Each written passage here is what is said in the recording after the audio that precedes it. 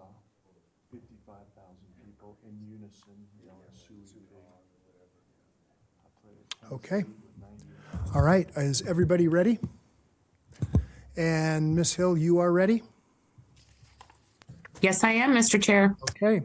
I will call to order the Truckee Meadows Regional Planning Governing Board for August 11th, 2022. It is the appointed time. We will start with roll call. Mr. Clerk.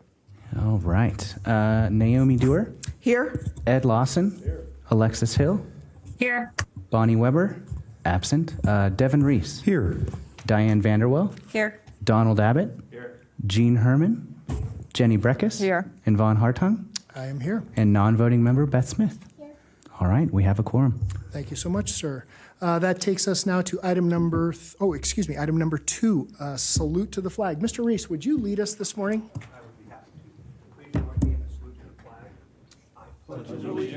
To the flag of the United States of America and to the republic for which it stands, one nation, under God, indivisible, with liberty and justice for all.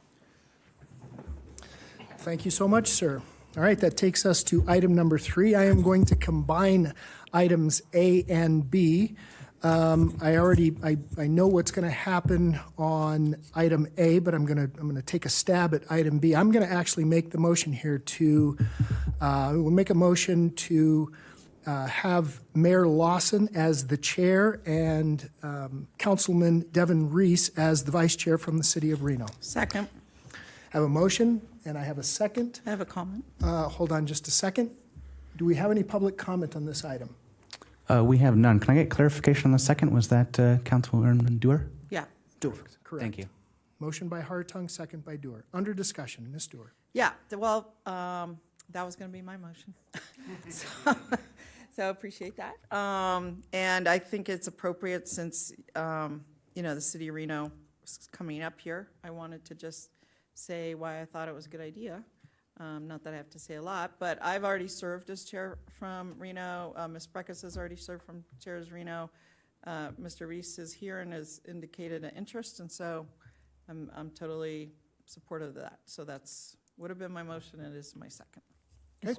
Mr. Chair, Yes. I'll support the motion, but I think it's important for me as a member of the Reno delegation to discuss that, our path of vice chair is to be chair the next year. We recently had a very unfortunate incident at the Reno City Council on May 20th. It was reported in This Is Reno. You can search engine council member dress appropriately, and you can watch the video yourself. And Mr. Reese treated a member of our public, in my view, inappropriately, narrowing him out for his clothing attire. We don't have a dress code. The man was ejected and escorted from the building by a police officer.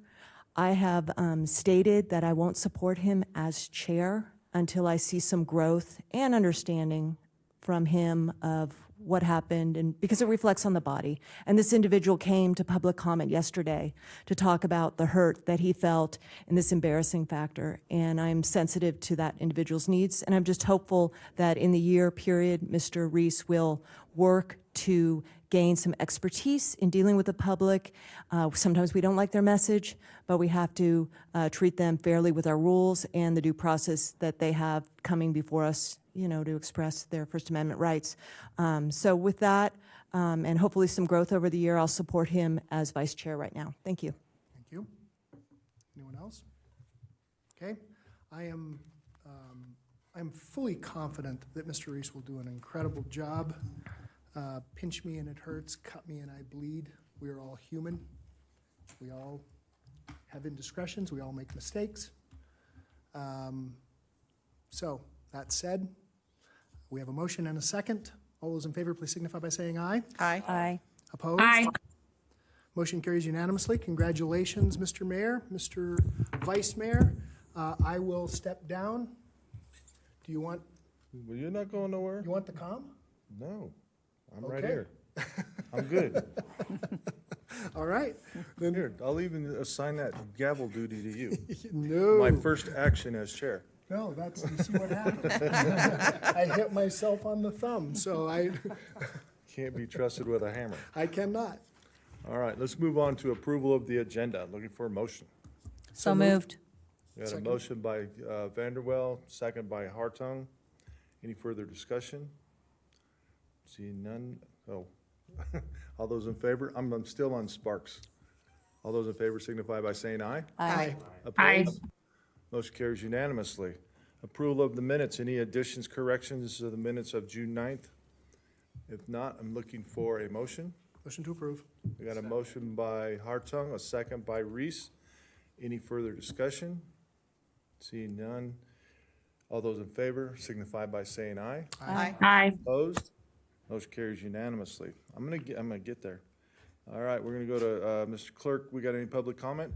We have received none at this time. All right, we'll move past public comment. Business of the day, 7A, presentation and discussion regarding annexation laws and processes in general in relation to regional planning, including possible direction to staff. Who's going to present this? I'm going to take this one, Mr. Chair. Jeremy? Thank you. I'm Jeremy Smith for the record. I have a very brief presentation. We were asked at the last meeting to agendize an item discussing annexation and regional planning's role. And so we have a brief presentation to reveal some of the things we found out about our role and the laws behind that. And then we're going to be seeking direction from this body to where we ought to go next. I would just ask that legal counsel keeps me on track if I misrepresent anything.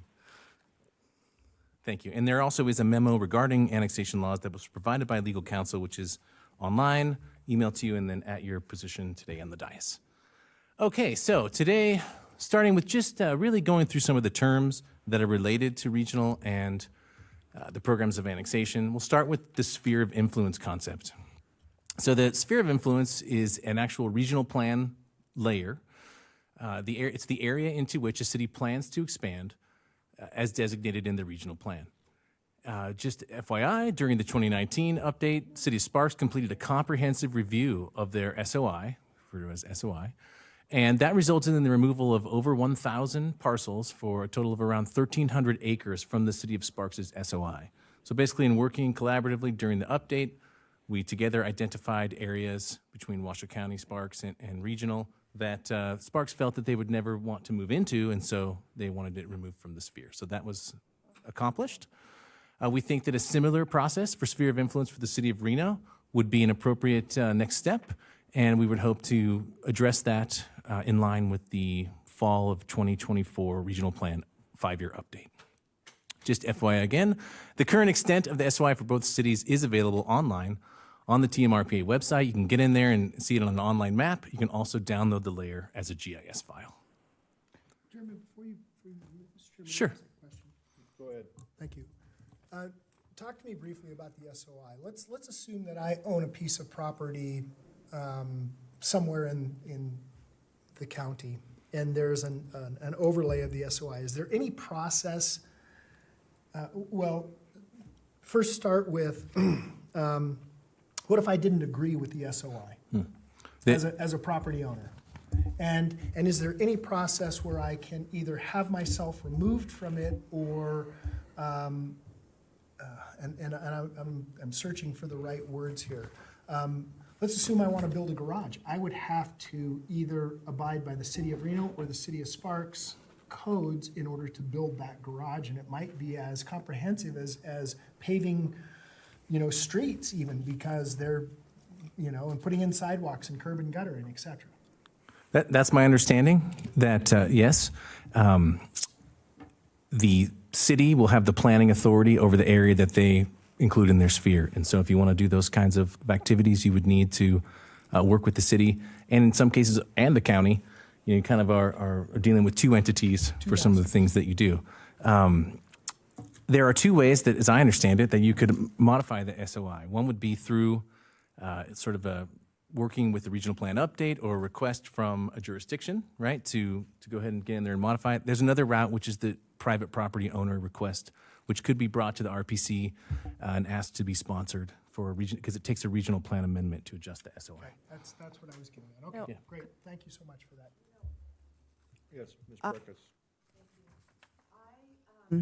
I think what you just stated needs some clarification, Dr. Smith, and I'll just go what I have. why do you have a sphere of influence and why do you have that ability for a city to exercise what is called as extraterritorial jurisdiction? Is because in theory, those areas someday are coming into the city. And so it's good for the city to have them built to their standards so you don't bring in land that developed and properties that developed to other standards. Now, in 1999, when the city adopted a sphere of influence, which may have very well been the first time they did, the regional plan was new, they also joined a joint powers agreement of sorts, with the county for exercising extraterritorial jurisdiction in that area. Now, I do not believe, but everyone else can check their own history, that exercising territorial jurisdiction and an SOI are hand in hand. They don't necessarily have to be, in my view. In theory, it's best if they are, but they don't necessarily have to be, and I'm not even sure if they can go that way without this side joint powers agreement. It really is a question of someone to do some legal research in, but I just want to let you know what my understanding is, which may, I think, differ from what you were saying. Thank you. Jessica Pruney for the record. Councilwoman Breckus, under the sphere of influence statute and the regional planning statutes, it defines the sphere of influence as an area in which the city plans to extend, exactly as you stated. And then the statute goes on further to state that the city's master plan must then address the territory within the SOI, and the city may exercise at that point in time any planning and zoning powers conferred under it by statute. Not Mandating, may. Yes. So you could have a structure of SOIs where cities decide, our regulations are clear enough that it doesn't matter if they go with the city and the county. They go to the county anyway for business licenses on this commercial property. We're going to let them go to the building department. I think that's a distinction that's important. Thank you, Mr. Chair. Mr. Hartung. Thank you, Mr. Chairman. And the reason I bring this up is actually not so much of a developmental issue, which the city of Sparks rolled back, so we didn't have a problem. But we had some land out in the unincorporated area of the county where they wanted to run special events, and they had to go to the city of Sparks in order to get their permits, and yet we, the county, had to do code enforcement, and we never issued any permits. And it was a massive debacle. It was a debacle for both the city and the county, because the city basically didn't want to have to deal with it. We ended up being sort of a tug toy, and so it was. And I applaud the city's efforts and executing the rollback of the SOI so that there was not that issue. But that's the reason why I bring that up, is because in this particular case, it was very, very difficult because we didn't even know special events were being held. Thank you. Thank you, Mr. Chairman. Anyone else? I think we cleared up some of that with Sparks and Spanish Springs when we did roll back a bunch of those, knowing that we were never going to add curbs, gutters, sidewalks, and storm drains. So I think that helps. That's something I maybe Reno look at in the future, but for us, I think it cleared up some other issues, as the safe embrace being the one that's top of the mind right now, where we thought we had the same definition in code, but we didn't, and we issued a permit mistakenly, and it now has caused a great consternation. So hopefully that will work, but I agree with you as far as, this just moving forward, it's what we can do. We're good. All right, anyone else? We're good? Go ahead, Jeremy. Thank you, Mr. Chair. And I would just like to confirm, I agree with Councilwoman Breckus that during the regional plan update, we did look at the ETJ agreements, and the conversation, as I remember at that time, was that those agreements were kind of outside of the regional planning entity. It's between the county and the city. And so, and I think you're right also that the agreement between the city of Reno and the county, there's one area in the east of the South Meadows that is not included in the ETJ, as I understand it. So there is that option. Thank you for that clarification. Okay, so that's the idea around the sphere of influence. Let's move on to the concept of an annexation program. Can I ask you a question? Go ahead. Sure. What did you mean, this area east of South Meadows, that's not in the ETJ? That's right. There's an area in the sphere of influence of Yeah. the city of Reno Right. that is up against the boundary of the TMSA, kind of up in the, I guess it's the Virginia 40s kind of Right. area, that it's been difficult to track down a map of the extent of this. But I believe there's an area, a sliver of that to the east that's not adjacent to the city, that's not included in the ETJ agreement.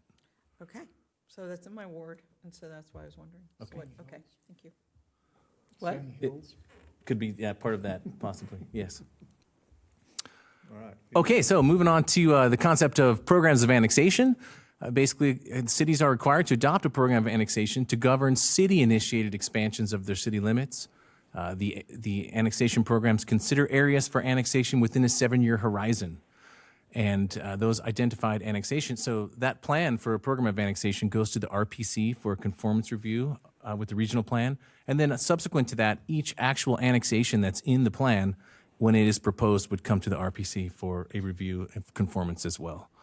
We just attached the previously adopted but now expired annexation programs from both of the cities so that you could take a look at those. Also, there's the concept that the Regional Planning Commission can serve as the annexation commission. And so through state law, NRS 268.2 or 626, and through an interlocal that was signed in 1993, it authorized the Regional Planning Commission to serve as the annexation commission. So when those plans come in or the programs of annexation come in for adoption and review, they go to the RPC. Likewise, the annexations go to the RPC. And furthermore, de-annexations would go in front of the Regional Planning Commission as well, serving in their annexation commission role. And finally, in terms of the terms, there is something referred to as 670 annexations, and that's from NRS 268.670, which governs private party-initiated requests for annexation into a city. And the requirements around that are that 100% of the property owners want the annexation to occur. The area should be contiguous to the existing city limits. And in this case, regional planning has no purview over those annexations done in that fashion.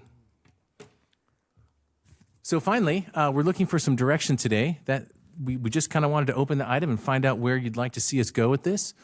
Some possible direction could be to work with the City of Reno to do a comprehensive review of the sphere of influence so that it coincides with the update of the regional plan in 2024.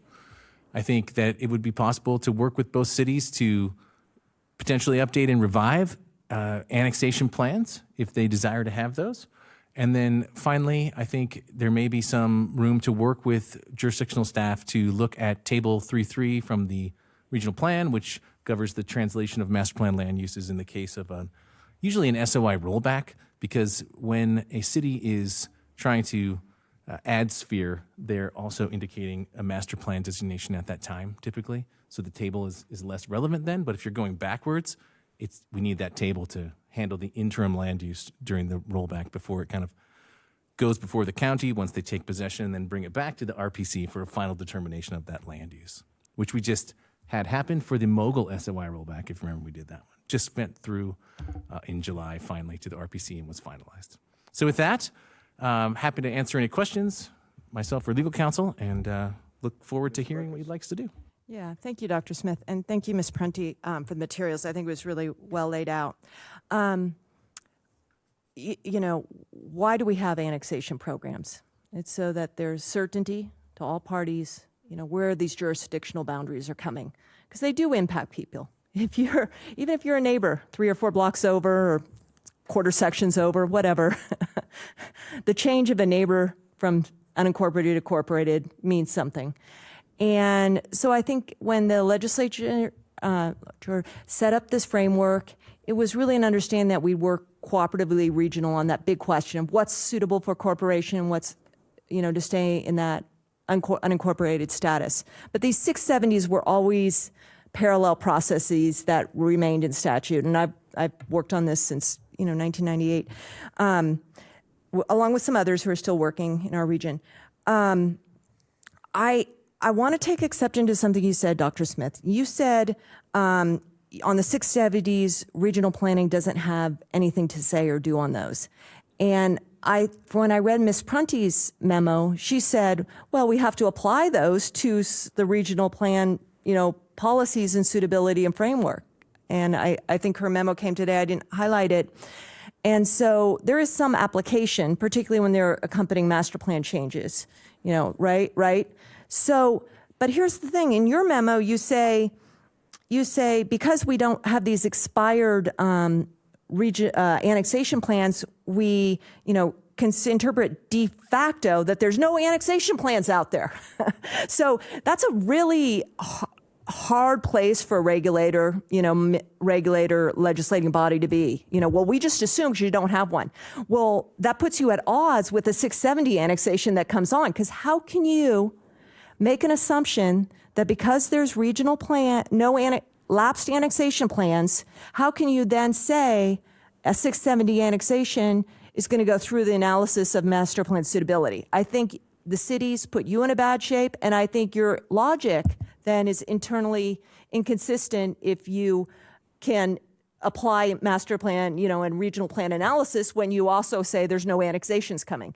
So putting on my regional plan hat, I think this body needs to be very assertive to the cities that you need to get out there, you need to do your plans. You can still do 670s, but they're going to get the vetting that they get. And in the spirit of cooperation, we want you to have plans. I think that's the right way to do it. I want to address another technical issue, and that is, what you said about de-annexations and the conversion table. I've only twice in my career seen de-annexations. I worked on the de-annexation of a portion of the Boys and Girls Club on 9th Street because half of the parking lot and building was in Sparks and half was in Reno. Kind of funny. But I think that any annexation request, and I've argued this at Reno, or de-annexation or coming out of the sphere, which should be rare, should be interpreted as any other zoning change request. This conversion is overly clunky and not necessary. Someone should come in asking for a brand new master plan on annexation and a brand new zoning change on annexation. Anything's the sky. And maybe, these conversions are clunky. And I've brought that issue up, as far back as discussions with Leanne McElroy years ago. But the point is that I think that this body needs to send letters to the city, say, we want to see your annexation programs. We want you to do them by this date. And it takes you out of that difficult situation, in my view. Thank you. So is there some direction? That's why they're seeking for direction. Yeah, I think the direction is to authorize the chair to work with our executive director to draft a letter to the cities, and I'm not blind that you're signing a letter to yourself, to say, we would like to see you do, in the spirit of the regional plan and cooperation, do your annexation plans. And in recognition that the 670s are, outside of the spirit and cause, are difficult analysis factors. Ms. Hill? Thank you, Mr. Chair. And this issue is definitely a problem in a new part of my district, the Verdi and Mogul area.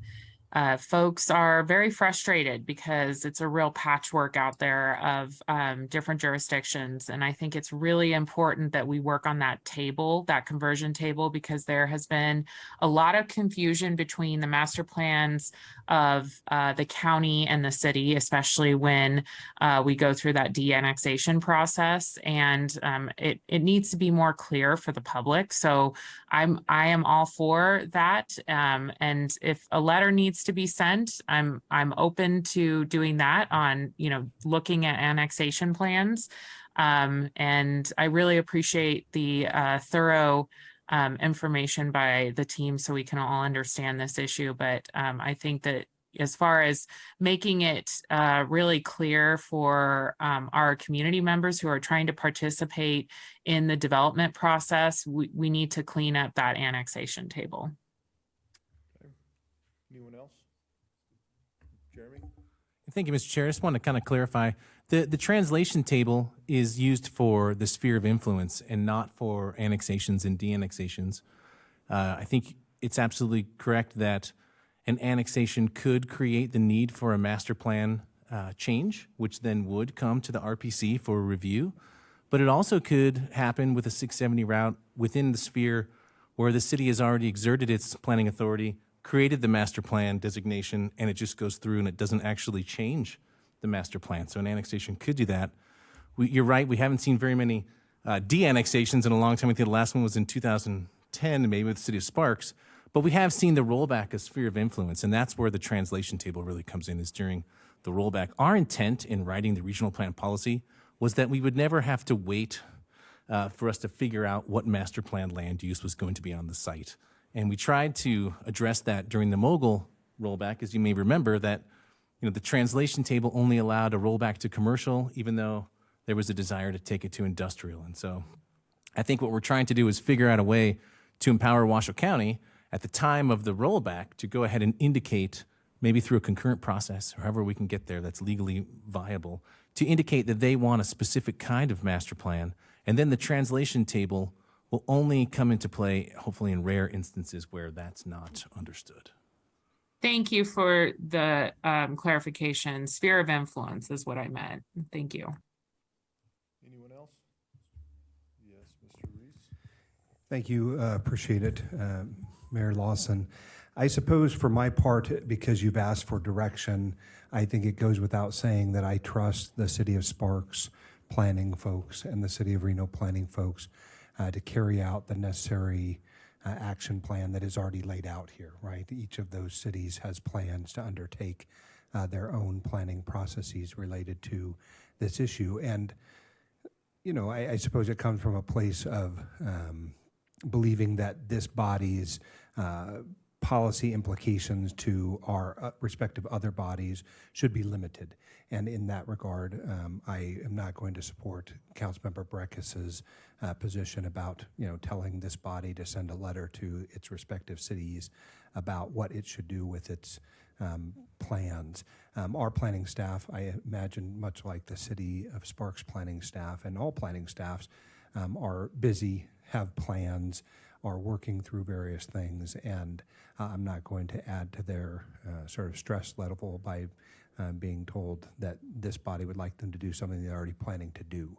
So for my part, that would not be my direction for this body, but the important conversations, I think, are being had today, and certainly I think as it relates to the way in which the conversion tables happen, I appreciate the comments that you've made, Dr. Smith, and it sometimes borders on academic, but some of this stuff has important implications as it relates to things, as Mr. Hartung mentioned earlier, that are unintended consequences. So what I don't want to see happening is making our planning staff sort of run around adding to the workload that they already have to do. Anyone else? That, ideally, the drawing of the sphere of influence is a companion effort to your annexation program. And sometimes you put your properties in your sphere of influence. Sometimes you put sometimes your annexation plan, because it is 7 years, correct, Dr. Smith? And the sphere is 20, don't necessarily marry up together, okay?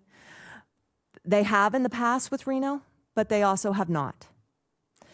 But a preference to not have the cities do annexation plans is a preference for 670 annexations, which are very developer-driven, because whoever gets an option on land, if they're contiguous, and Cold Springs was just contiguous by a little section line, they can come on in and annex. And that has profound impact to everyone in the region going through that process. If you have it dropped into your master plans and your regional plan, then all the infrastructure providers can know what's coming in the short term. When someone options a sub part of a ranch and comes in for a 670, it's just political juice. It's residents going, what's the impact to me? And that's the way we're building a very poor regional form that we cannot support through our infrastructure financing and all the services they have to provide. That has trickled down to the mess that we have in fire, the difficulties we have with Verdi coming on the path of so much annexation that came through 670 and settlement, but also not having an overpass programmed. So the preference to not have the cities be accountable to this best practice of planning for your annexation and letting all the providers know what's coming down the pipeline is a developer-driven model which will fail and sink this region fiscally and is doing so right now. Thank you. Yeah, Ms. Stewart. I'm struggling a little bit because I guess I'm wondering, in the time that I've been on council, I haven't seen our annexation plan updated, 8 years. And I don't expect it will be for some time. And I guess I'm wondering if it's supposed to be a driving document, where does the discipline to do it come from? I mean, I hear you asking for a letter, but I mean, Truckee Meadows Regional Planning's not the boss of us, as some kid would say. But on the other hand, we do have to have some discipline. I mean, we have 5-year updates on regional plan. We have 5-year updates on RTC plan. We have 5-year updates on the water plan. All of these groups have 5-year updates, and yet at the city, we haven't done a 5-year update on our annexation plan. I don't really get it, and I don't know, I'm not suggesting anything. I'm more asking a question. How do we gain some discipline in the area? That's what I'm asking. Is it just self-imposed? Do we just have to ask our manager to bring us an annexation plan? I mean, or how does it relate to you? Well, I appreciate that question. I think we're trying to unpack that here at this meeting today to some degree. But I think that we support, as regional planning staff, the idea of working with the cities to develop and revive and update annexation programs. Right. We're in favor of that. I just don't know that we have the ability to require it. And I'd like to ask legal counsel to. Thank you. Jessica Prunty for the record. There's not an enforcement mechanism for this body to require the cities to submit programs of annexation. A city's program of annexation could simply be that we don't intend to have a program of annexation. And I believe historically that we haven't had a city annexation proposal under a city annexation program in years. Yeah. And I did speak with Mr. Azevedo in preparation of this meeting to get his historical perspective. And we talked about the 2002 and 2007 settlement agreements, which heavily addressed the annexation issues. And essentially in the 2007 settlement agreement, basically all the parties, Washoe County, the City of Reno, the City of Sparks, said, you may or may not have your annexation program. And there's the 670 path for private property owners. And if you do have an annexation program, be advised, then it has to come up to regional for conformance review. Okay. And with that backdrop, I believe the discussion is that the city's preference was, we're not sure we want to go through that type of process because first you have to have your program. It goes up for conformance review. And then any city-initiated proposal under that program has to come up through the Annexation Commission, which is the Regional Planning Commission, for a public hearing. There's notice requirements in this process. And so back at the time of those settlement agreements, which have now sunsetted, the conversation amongst the jurisdictions is, look, you may or may not do this. We're not going to force you. If you do it, there's this process, a regional process. And then there's the 670 process. And when I spoke with Mr. Azevedo, he told me that in the conversations, the cities were well aware they were kind of tying their hands in a way by not having an annexation program, that they could not have city-initiated annexation proposals then. Because if you do not have a program, you cannot bring an annexation proposal. But they were comfortable doing that for the handoff of leaving it to private property owners to bring their proposals. And so that's just a little bit of a historical backdrop in this regard. And I believe I briefly reviewed the annexation programs that were part of the packet. And it seemed to me they basically said, our annexation program is that we may annex anything within the sphere of influence. For what it's worth. All right. So is there a best practice? I guess that's my question. I think if we wanted to initiate conversations with the cities in a collegial and collaborative manner to determine whether or not they have an intention to do any city-initiated annexation proposals, that's a perfectly appropriate thing for this body to do and for staff to undergo. From a legal perspective, I don't think we have a best practice, and we don't have a legal mandate, and we don't have a legal consequence for not having annexation programs. The only consequence is if you don't have a program, the city itself cannot ask for change. Absolutely. Only a developer could ask for a change. Yes. Okay, so to Councilman Breckus' point, I mean, it does default to a completely developer-driven, whatever comes up and whatever anybody wants, that's what we'll consider. And I guess it's a question to all of us, and not necessarily for big debate here, is back at our home jurisdictions, I think it would be worthy of a conversation. Does it help us or hurt us? Do we want planning like the other agencies that do planning, kind of some forward planning, or do we just want anything goes, sort of whatever? So I don't have a strong opinion right now, so I'm learning right here, right now. Okay, well, I'm looking for a motion. Yeah. I think we kind of know where everybody is.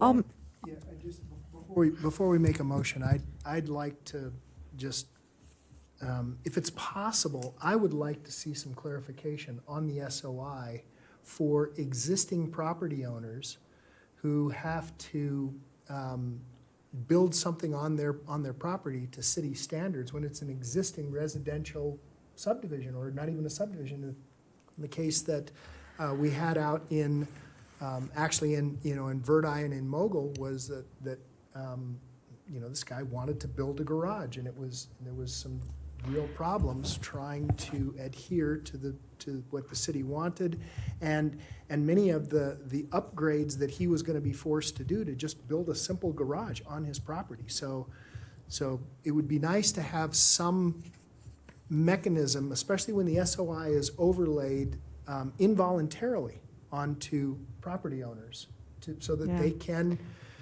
go through the process of doing a small addition on their house and again, building a garage.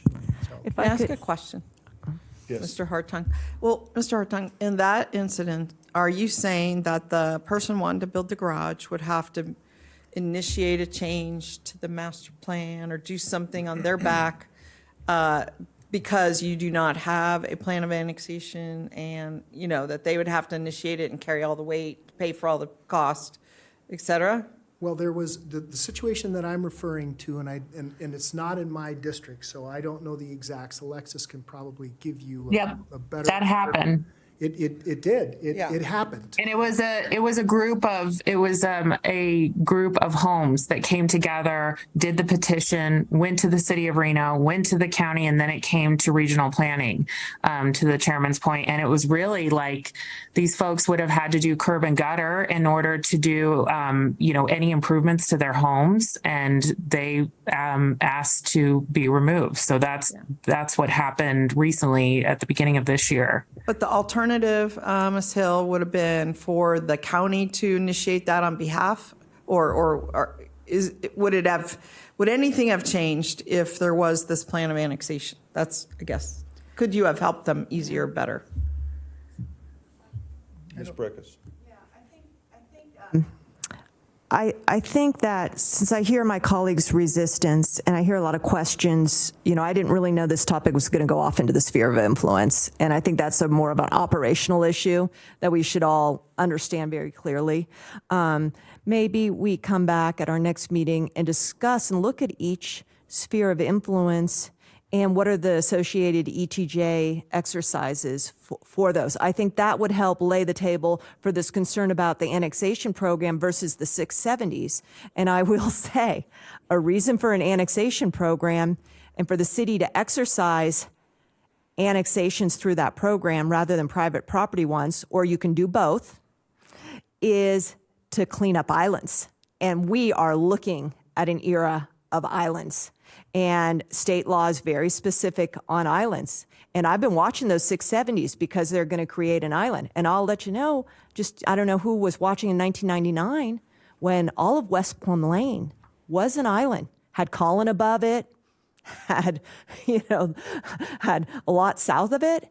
And the city had to come in through the annexation program and annex a large swath where it had leapt over under protest. So if a city is not being really clear in following those little pockets and islands, you create terrible problems.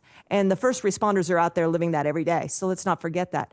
So what I would suggest is, one, we continue this discussion. Put and- this in the form of a Yes, motion? here's the motion. The motion is at the next meeting, or if Mr. Smith can't bring it to the next meeting, the one after that, they do a sphere of influence analysis of the two spheres, of the associated ETJ, agreements with those. And, but then also do an analysis of the 670s and show us how those have looked since the 2007 settlement and any island danger. and the island concept, because I don't hear anyone I don't know if anyone understands the island concept. We understand it maybe, but we don't know where it is. We haven't seen it on a map. They're starting to pop up. That's my motion. Okay, got a motion, looking Okay. for a second. All right, I'll have a second. It sounds like more information with a better decision-making. Okay, I at got the a end. motion and a second. Any further discussion? Yes, Mr. Chairman. Mr. Arton? So let me try to understand this. So all we're going to do is we're going to ask staff to come back and have a deeper discussion about the SOIs, where they exist, Basically, bring a map. Map it to us, map it, okay? and then the companion ETJs. Yeah. Okay, And then also show us the history of the 670s since 2007. Yeah, okay. that'd be helpful. Is that enough to do, Jeremy? Yes. Can you make that happen? Let me ask you. Is that enough?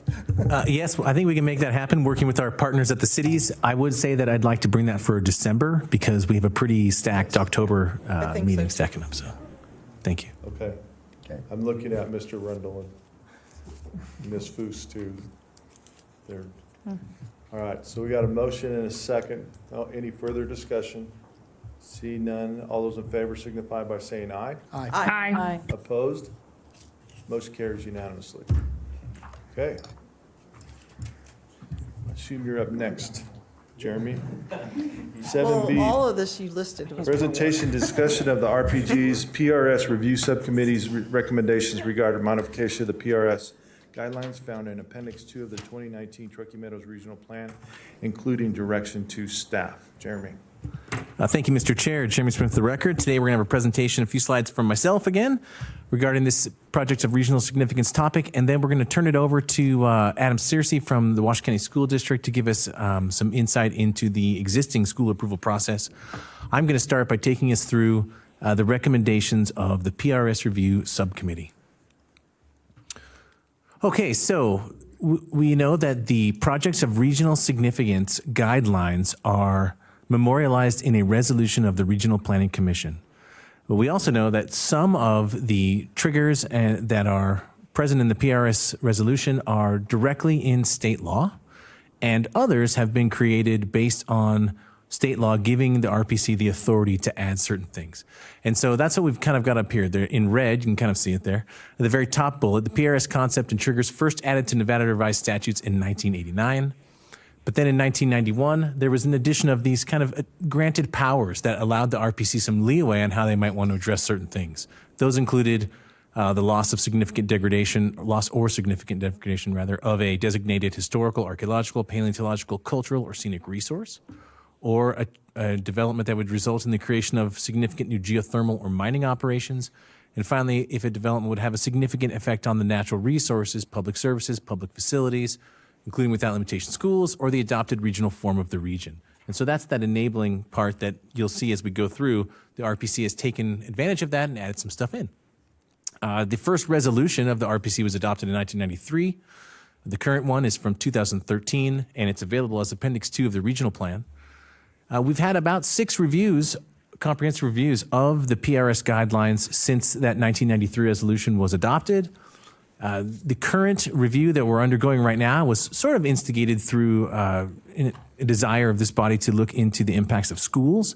But in our historic research, which we've brought to a couple meetings, we recognize that this is a periodic thing that the agency does from time to time, is review these guidelines and make sure that we're keeping up with changes to the region and that we're including that. So it was very appropriate that we expanded the kind of intent of the effort, and we rebranded to the PRS Review Subcommittee. And we've had 3 meetings.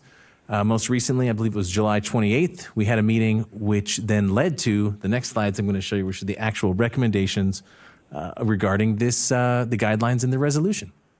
So once again, red, directly from the state statute. We recommend no changes ever to anything in red because it's in the law. And then green is the area where we could potentially change things as desired. You can see there that the first section of the guideline talks about if the project will require any sort of approval that will hit one of these triggers: 625 dwelling units, 938 employees, a hotel accommodation with not less than 625 rooms, 187,500 gallons per day of wastewater, water usage greater than 625 acre feet, and then traffic by 6,250 trips daily. We did some research. I watched VHS, audio tape, CDs, went back as far as I could try to figure out. We still have never really been able to pinpoint exactly where 625 came from, but we know that that is the basis for all of these triggers, really is they're related to that 625 dwelling unit number. We also added in green that last line, the RPC added in, I believe it was 2009 timeframe, or maybe a little bit before, that student population, if a development triggers, right, a need for a school to expand, right? If a development goes in, say like a Stonegate with 5,000 units and it can create 325 new students, then that would trigger a PRS as well. So recommend no change to this part. It seems to be working just great. A couple other points. Now, these are in green. The first one is relating to the use of land for a geothermal well field gathering site or for a mining operation 20 miles in proximity to the TMSA boundary. So that is modified from the green text that I showed you before by the RPC. Likewise, there was a point about the 100-year flood zone, alterations to the Truckee River or its tributaries, or any alterations to wetlands. What we think in the PRS review subcommittee thought here was that no change is really needed except for some housekeeping, referring to the Clean Water Act and making sure we have those geothermal well fields and mining operations defined correctly in the resolution. So that was the recommendation there. Subsection D, the project will require an approval that will basically deal with a solid waste landfill or hazardous or infectious waste. We think this is a good protocol to have in there in the guidelines. We, again, recommend no change, but we want to make sure we're referencing things correctly. There's been some changes to the health district's codes and sections and, the definitions. We want housekeeping update on that as well, but we think it's working. Moving on. Okay, so this is the last part of that first section of the guidelines, and it talks about that authority to look at archaeological, paleontological, cultural, historic, or scenic resources. Right now, the guideline only addresses paleontological sites that are designated in a local jurisdiction's master plan. We want to be cognizant that we don't want to open up a can of worms necessarily here and create a tremendous amount of work for regional planning staff to go through a bunch of things. So we want to focus on where are these sites designated, potentially in master plans. We want to work with the RPC, hopefully, to kind of round this out and understand how we can improve it. But again, we want to pay really close attention to where are these different kinds of sites designated, and it needs to be an official designation. And the master plan designation is helpful because it allows the local jurisdiction to indicate the things that matters to them. And then we would respect that with the regional lens if a development was to trigger this and come before us. So that's the recommendation there. A little more work, but paying close attention to the designations. Okay, this is mostly red here, and so you can see that we don't want to change this. This is all defined in statute, and it's about electric substations, generation facilities of a certain size, natural gas storage, and the like. And we think it's working. And this all ties into our regional plan amendment process for transmission corridors and utility sites. So we recommend no change here. This is the definition sections. We are recommending housekeeping changes here because we've noticed that some of this stuff is outdated. So we would go through and, for example, the infectious waste means any waste meaning the definition in section. You can see there's a typo in the resolution itself anyway that we need to fix, and just generally clean this up and make sure that it's referencing the actually adopted regulations that are on the books today. So that's the recommendation there. And to the end of the guidelines, this was added in 2013 and worked by my predecessor to basically indicate the applicability of these rules, to make sure everyone's clear when a PRS trigger actually occurs. And some of the things to think about here are that the PRS trigger is put onto the incremental increase. So if, let's say you have an existing facility that has 200 employees and you're looking to expand that tremendously, you would need to expand it by an additional 938 employees to initiate the PRS trigger. So it's the incremental increase.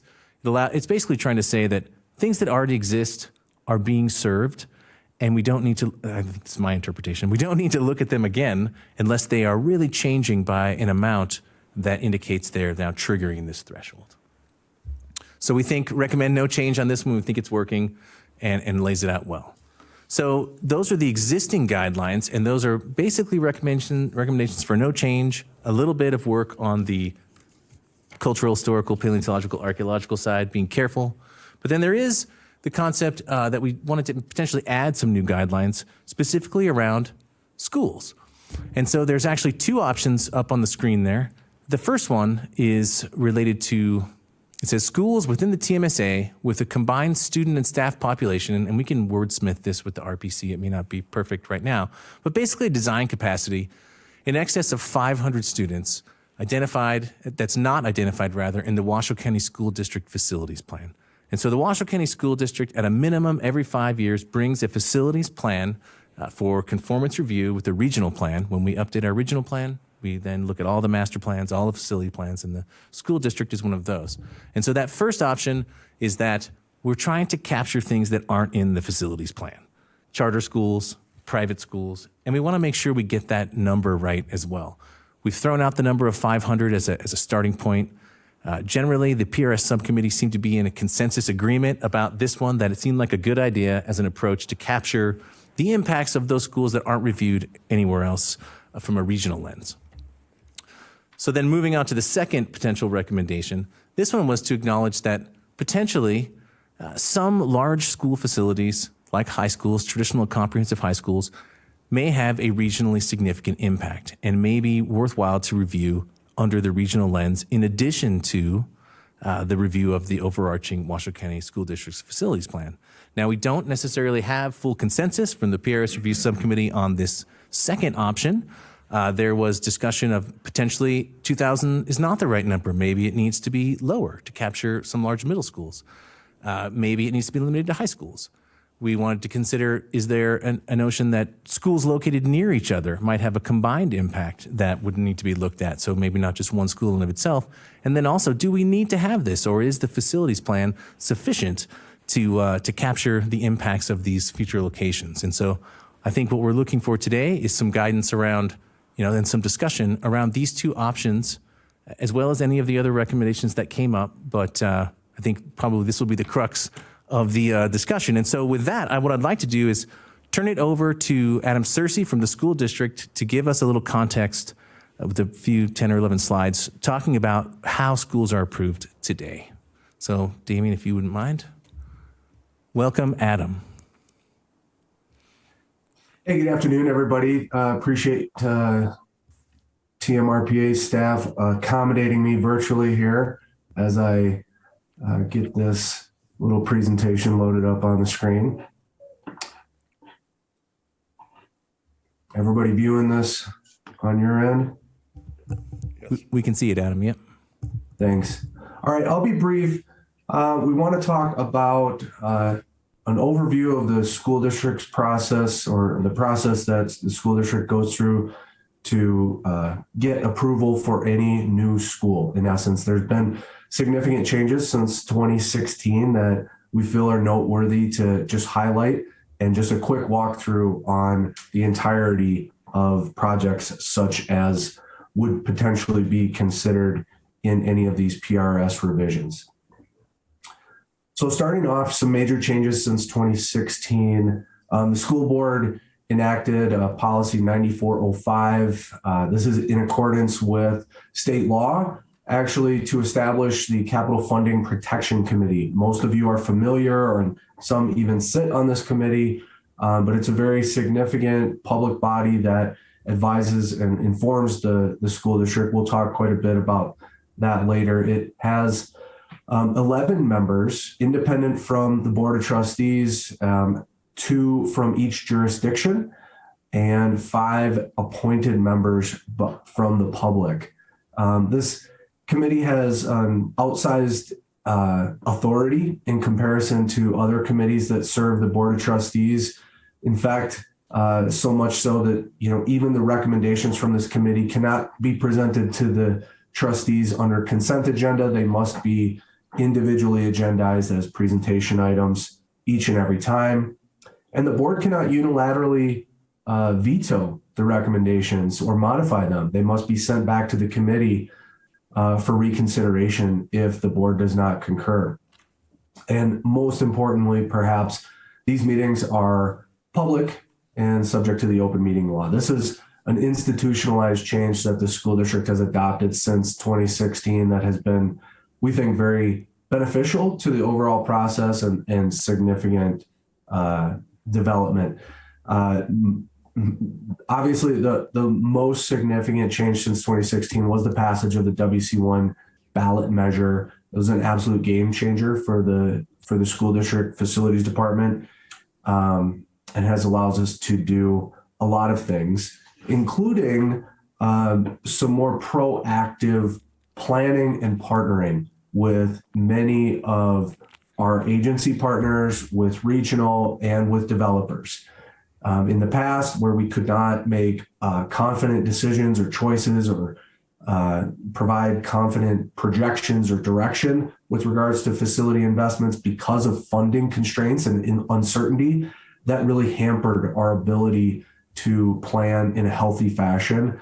With the onset of a permanent revenue stream towards facility resources, that has greatly improved our ability to collaborate in a healthy way with regional and other partners. So specific to the facilities plan, as Dr. Smith mentioned earlier, a very important part of our relationship with TMRPA. Recently, just in 2020, late 2019 and 2020, the school district did update and complete this process. You can see late 2019, early 2020, and I'll kind of highlight there that this plan not only went through the Board of Trustees and Regional Planning Commission, but that added layer, as I mentioned earlier, you'll see it time and time again, the Capital Funding Protection Committee reviewed and approved this plan in late 2019. So moving from the facility plan process to a general overview of a new school approval process. A couple slides on this. Of course, it all starts with that facility master plan. This is a 20-year facility master plan, which is updated at minimum every 5 years with regional, as Jeremy just described, and as is approved by these multiple public bodies in public meetings. But we've also got the 5-year CIP, which all of you are familiar with at your own organizations, very similar at the Washoe County School District, of course, required by law and is updated annually. It includes a significant amount of detail about all of our upcoming anticipated capital projects, of course, including new schools. And that is seen by the Board of Trustees and, prior to them, the Capital Funding Protection Committee for action. So any new school would have to be included in both of those documents before it gets to a design phase conversation. At this point, the Capital Funding Protection Committee must approve the allocation of budget for all capital expenditures for the district. That would include, say a $2 million design agreement with an architect, for example, to begin work on a new school project. That's going to be heard in a public forum and potentially approved by the Capital Funding Protection Committee, and then separately also by the Board of Trustees. Then once the budget is approved, contracts executed against that budget must be heard and approved in a public forum by the Board of Trustees as well. So just in that general sense, you can see these are plural parentheses because oftentimes there's more than one instance where design phase approvals by one or more of those bodies is required for projects like this. As we move through the design phase, you'll often see interim items agendized before these bodies for updates, as well as likely future impacts such as open town hall meetings, social and traditional media. And we also have a zoning advisory committee on which Trustee Beth Smith once chaired. That's another public body which considers these types of new projects well in advance of construction. During this phase, kind of similar, we've got similar in time, we've got significant entitlements and permitting.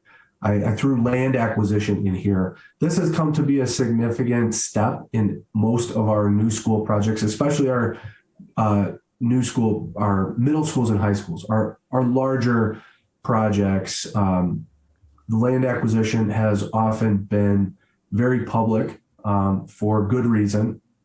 It has entailed public meetings or some other significant public engagement.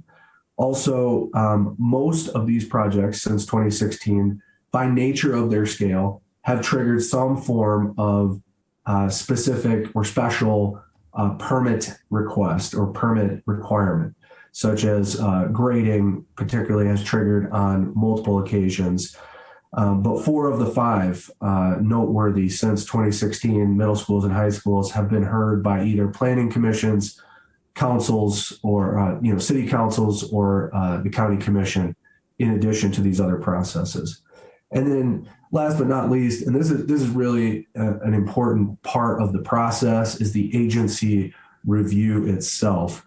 While typically not including public hearings, all 5 of these projects have included major offsite improvements required by the agencies after extensive technical review, and the school district has proudly complied with all of those conditions to date. Before we then enter into the construction phase, right, all of those approvals have been received or those conditions have been incorporated into construction, we still need budgetary authority to proceed. That will entail public hearings regarding the project, and it will require the separate approvals of the body of the Capital Funding Protection Committee and the Board of Trustees in public meetings. Similar procedurally to what we saw before the beginning of the design phase, but yet another round of significant public scrutiny on all of these projects, regardless of scale, will need to go through these steps in a public forum and across multiple bodies. So just to kind of recap, this is the summary of a traditional or a typical new school project. We've got major forward planning that really is requiring action from multiple bodies at least annually. We've typically got major land acquisition, which whether it's a federal agency, a local agency, or just Board of Trustees and Capital Funding Protection Committee, is going to see required action in a public body or in a public meeting. Similarly, agency public hearings will commonly be triggered by some technical aspect of almost all of the middle school and high school new projects. We've seen that many times, and it just adds another layer of transparency, discussion, and opportunity for public engagement as the process continues. Of course, as I mentioned, that agency permit review, perhaps one of the most powerful opportunities for agencies to craft and influence the technical elements of the school projects. We've worked hand in hand with staff from county and both cities on multiple projects, installed widened roadways, major drainage infrastructure, miles and miles of sidewalks, and of course, many traffic signals, all for the betterment of our community and to mitigate the impacts of these projects. Part of the benefit of that permanent revenue stream is our ability to do that in an ever more robust and healthy way, and we're glad for the opportunity. And then last but not least, of course, throughout, we've got this dual-bodied approval requirement. I just wrote, most projects will be heard publicly between 3 to 10 plus times by each body prior to the construction start. That would apply to elementary schools as well. It's going to require multiple approvals from both of those bodies for every one of these new schools. Just one slide here as an example. Of course, freshest in all of our minds is the new Proctor Hug High School. Went back and looked at a lot of the records, but just to roll them up here, I won't read all of this on your screen, but action was taken by all of these bodies in some form or fashion in public meetings associated with this project since 2016. Specifically, the City of Sparks, the permitting agency for this project, took action on this project multiple times, specifically since 2017. And city staff also did a tremendous job throughout that period to review and incorporate necessary conditions on our permit approval, which we've since executed. And then lastly, again, the school district board of trustees and the Capital Funding Protection Committee have agendized and acted on this some nature, whether it was a $500,000 consultant agreement or a $100 million construction contract. A very surprisingly large number of times, we actually went through our public records system and teased out those numbers. I was surprised, but those are real numbers and those are facts. This is a very large, very unique project, but I think that illustrates the frequency with which all of our projects are heard publicly by multiple different bodies. So that's kind of the wrap up. Just to conclude here, we've had a lot of success with everyone's help over the last 6 years, not only to open these schools, but to do so through this process that I just described. This isn't a hypothetical process or a process that we intend to do in the future. Of course, it is a process we intend to do in the future, but it's a process that we've executed at least 8 times since 2016. The ongoing facilities plan, as we've talked about multiple times, and then just to bring closure, we talked about the changes since 2016. It's really been that permanent revenue stream and this institutionalized Capital Funding Protection Committee process that has really improved our ability to collaborate with regional partners, with the community, with other developers in a healthier way, as well as that permanent revenue stream. So, as I mentioned, we've been grateful for the support and the partnership. These are important projects that warrant this level of scrutiny, and with the support of the community through the permanent revenue stream, we're able to meet the challenges of this public infrastructure need in a much more healthy and transparent and thorough way. So that's really what I wanted to present. Thanks for the opportunity. Look forward to the discussion on the PRS matter. Thank you. Thank you very much, Adam. Appreciate those points. And at this point, I'd like to turn it back to the board for discussion and ideas on any of the recommendations, and I think specifically around the school options. I know you have something, Jenny. I wasn't on this subcommittee. Who was on the subcommittee from this body? Myself, Mr. Hartung, Ms. Smith. A lot of you. No, 4 of us. Ms. Stewart. Oh, okay. Well, good job. I really think you all did really hit it quite right. I have maybe a little bit to add, and I guess since you called on me, and I have to go to Regional Historic Resources Commission here pretty soon. Good job.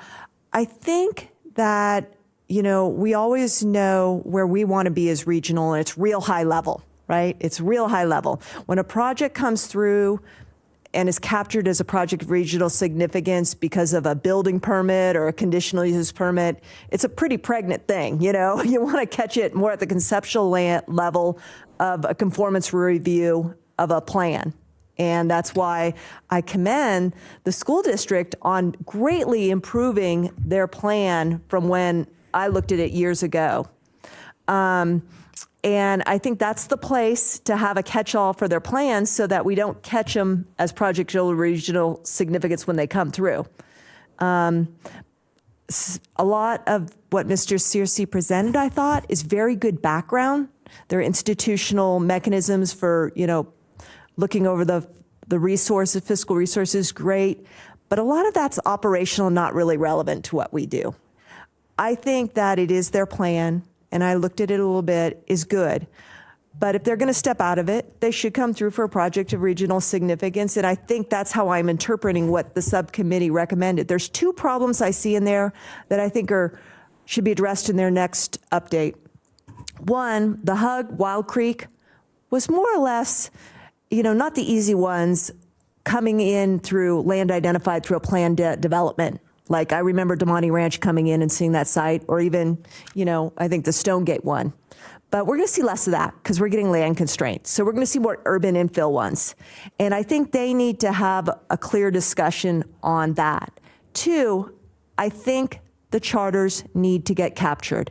If the charters come through a state process because they're not sponsored by the Washoe County School District, nothing prevents us, the land use authority that coordinates all the region's infrastructure, from saying, sorry, we're only going to find conformance on these charter schools that hit the trigger if they are rolled into that conformance plan for educational facilities. Maybe it's not called because, they're competing out against each other. Galena, where we have programmed, is up against, some big charter schools on that highway, and they're driving demands on that highway. I've got one in my own ward that came in, a great reuse of a fitness center, but it's also got issues, but it's never going to go regional. But I think it does have regional issues when you start to look at it from a school that's driving trips and so on, and competing, in competition. So I think that it's really a good idea to hold them to have that plan very much finely tuned as it seems to be with those two exceptions.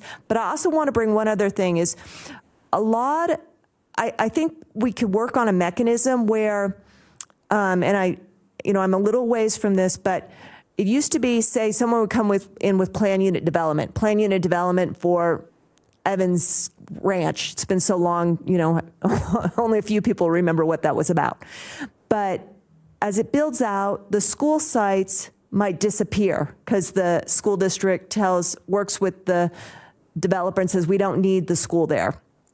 Or, the city may adopt a new plan unit development up the hillside heading up toward the Story County through those annexations.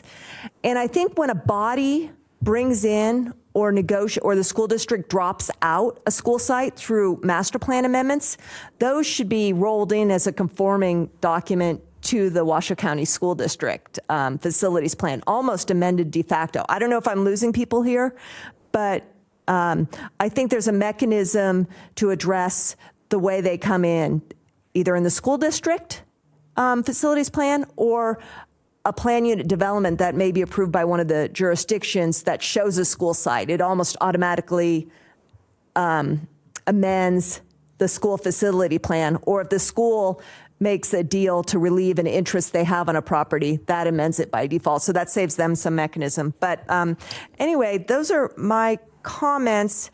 And I'll just quickly, the update to the conformance review that you mentioned, apart from the project, the school district issue, the ones that goes back, and it's not necessarily captured, but it goes back to concerns I brought up to a previous director in 2014 or so when Evans Ranch, which was a very huge speculative approval way out past Lemon Valley, came through for amendment. They still haven't even done a tentative map and got a realignment of their roadway. It wouldn't capture your 10%, wouldn't capture the other thresholds, but it basically approved a rerouting of a road through a mature county neighborhood, Horizon Hills, or no, not Horizon Hills. What's that one, Ms. Herman? No. Anyway, Silver Knolls. Yes. So Reno had approved a plan unit development, went through conformance review. The developer came in to amend it and said, we're going to re-widen Silver Knolls Road up to an extension of Levin Drive. never went back through conformance review. So it probably should have. But so I'm keeping an eye on that. But anyway, that's all I have. And thank you for, I know you probably regret calling on me, Mr. Chair. I'll think better next time, maybe, huh? No. Mr. Hartung, you want to kind of summarize, or Ms. Stewart, you want to summarize what we talked about in the subcommittee? I think it helps because my recollection, we're looking to bring in all schools, and it's not necessarily driven at Washoe County School District because a charter school can have a great impact that we actually have no influence over. And it does not, and Mr. Chair, if I may, it does not show up in a facilities plan. Correct. And they don't have a recognized transit plan either. Now, one of the things that we talked about, Mr. Chairman, I'll start with you.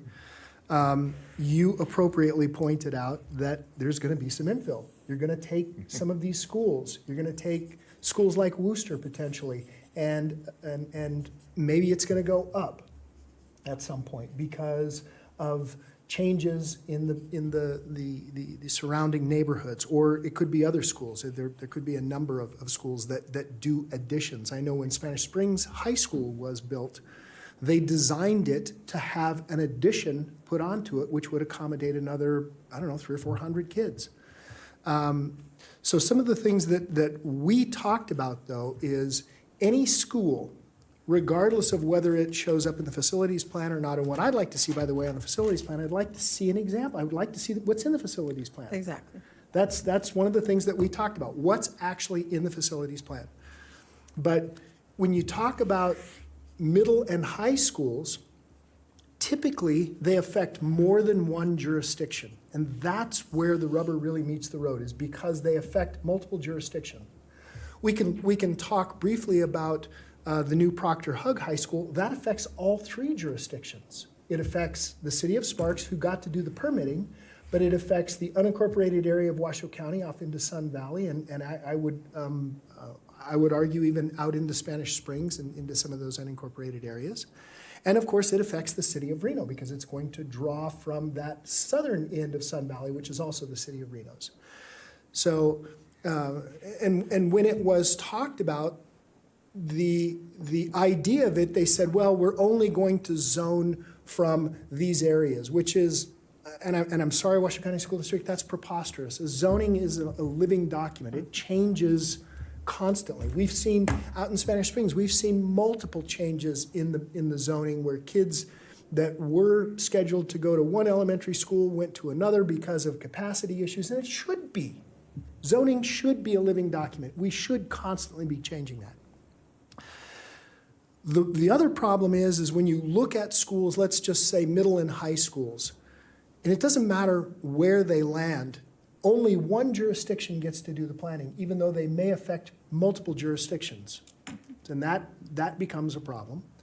And then, and this is not, I'm not picking on the Washoe County School District for this. This is a fact. It is just the way it is. The Washoe County School District is exempt from paying RIF fees.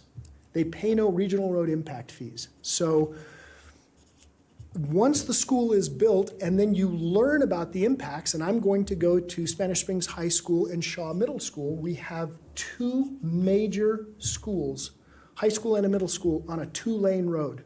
Once they're built, whose responsibility is it? Well, now it became Washoe County's problem. And it is Washoe County's problem to widen that road at the expense of many, many, many, many, many millions of dollars, because the way the road was designed, and I was not part of this, but the way the road was designed, it is almost inevitably going to require eminent domain to take a number of houses so that you can have the proper right-of-way going up Eagle Canyon. So if I've missed something, Ms. Dewar and Mr. Chairman, but those were the bulk of the things that I remember, was trying to capture schools both in the facilities plan and out of the facilities plan that affected more than one jurisdiction. Yeah. No, I think you did a good job, if I may, Mr. Chair. Yes, go ahead. I think you did a very good job summarizing, and I'll just put some fine points on some of the things you said. One, none of us sitting here are really engaged in the facility plan, and we may serve on, to Mr. Searcy's point, the oversight committee for the, construction. I don't know if any of us does, but that's right. You do for Reno and so on. But what I'm concerned about is that the planning is done at a fairly high level, and where the impact is experienced is at a neighborhood level. And when we approve, and I've had this extensive conversation both with our committee and with Ms. Smith independently, separately, when we approve plans like the POP, the project, the RTC plan of projects, it's done at a very high level. We're not looking at neighborhood impacts at that time.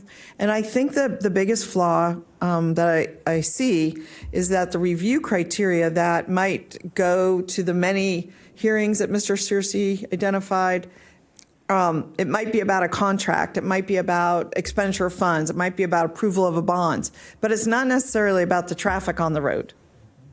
And so that criteria is not captured in these many public hearings. And the one thing I'm wondering now, having looked at this in more detail, is he said that, 4 of 5 or 3 of 4 schools went through the city planning review process. And what I've explained is that when the staff review it, it is looking at a technical review. We're looking at things like a building permit, power, water, there's the street composed of the right materials, et cetera. But it's not really looking at traffic impacts, connectivity, walking to school, biking to school, those issues. And where I'm concerned is I think that despite all of this review, and despite our staff's review, that there's a certain something that is missing. And that's why we end up opining on a lot of permits and developments, because we're needed. The public have to be heard somewhere on issues that affect their neighborhood. And I proposed to Ms. Smith that I'm not committed to having it be done at a PRS review. I mean, it's been explained that it's sort of an up or down, and it's not a fine tuning of, but well, what if we could reroute this or do this or add a crossover or deal with this neighborhood congestion issue this way? It sounds like even at our level in this body, we wouldn't necessarily have the ability to address the issues like we would maybe even back at our own city councils or county commissions. So the issues are there, and I have to give it to Ms. Smith. She has passionately argued at our committee meeting to not have an expansion of review. Mr. Searcy is fairly passionate about his perspective as well. But what I'm concerned about is the rest of us are sitting in local planning jurisdictions where we're kind of, the pedal hits the metal, so to speak. We are at the rock and hard place with the people and their direct impacts. And then when there comes amendments that Mr. Hartung mentioned, and I had one at DeMonte where they added numerous extra buildings, therefore numerous extra driving. The road did not change. But suddenly we have hundreds of more students kind of rescheduled to this place. And people tell me that live in that area, they cannot leave their house or go anywhere at the hours of school transitions, coming and going. Like all things stop, even the traffic going to the school stops. So, something is missing. And I want to make sure that we tackle the right problem. Right? And so I think the problem is that our criteria and the things that we see in the planning process somehow are not captured in all these many reviews that are done. And I'm not saying we have to capture them here, but I do think they need to be captured so we don't have these quote, train wrecks. And you said, Ms. Smith, to me personally, that you guys are doing a much better job and you've put in these policies and so on and so forth, and it's working now.